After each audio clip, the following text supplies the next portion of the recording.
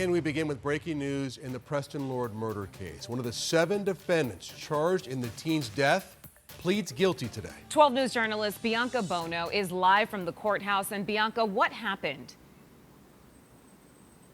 Well, guys, all 7 defendants were charged with first-degree murder in this case. But today, William Owen Hines, one of those 7 defendants, reached a plea deal with the state. And in court, he agreed to plead guilty to a reduced charge of manslaughter. It's a Class 2 dangerous felony. Now, Hines is one of 7 people charged for the heinous death of Preston Lord in October of 2023. The 16-year-old star student, athlete, and beloved son was attacked and beat to death outside of a Halloween party in Queen Creek. His death sparked fear and outrage in the East Valley as the Queen Creek Police Department worked to determine exactly who was responsible. In March of 2024, Owens and 6 others were arrested and charged with first-degree murder.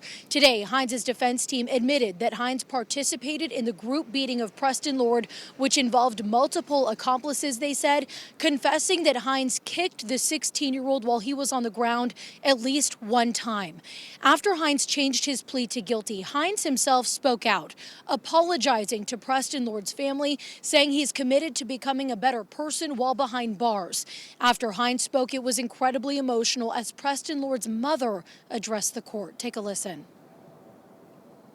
To say we miss our son is an understatement. Preston was our world, and now we are left to face an unimaginable future without him. Today is incredibly difficult for us. We would rather be anywhere than here, confronting one of 7 defendants responsible for our precious son's death. That said, accountability is crucial. This defendant must answer for his actions, and we believe the plea agreement is appropriate in this case.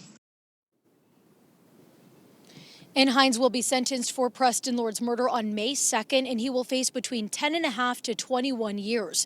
Also in court today, Hines agreed to plead guilty in 3 additional unrelated cases: a November 2022 aggravated assault, a December 2022 aggravated assault, and a July 2024 aggravated assault. Now, again, Hines still awaits sentencing in all of this, but in court today, it was explained that as part of his deal with the state, his total time in prison will not exceed 21 years. That's the maximum that he faces. That includes the time that he will face for the murder of Preston Lord. Now, this afternoon, we did reach out to the county attorney's office asking if plea deals have been extended to the remaining 6 defendants. So far, we haven't heard back. We're live outside Superior Court. Bianca Bono, 12 News. Yeah, and this case is so tragic, Bianca, because you're looking at of course, Preston Lord loses his life. His family's changed forever. And then this young man makes an awful decision, a terrible crime, and now 20 years behind bars possibly.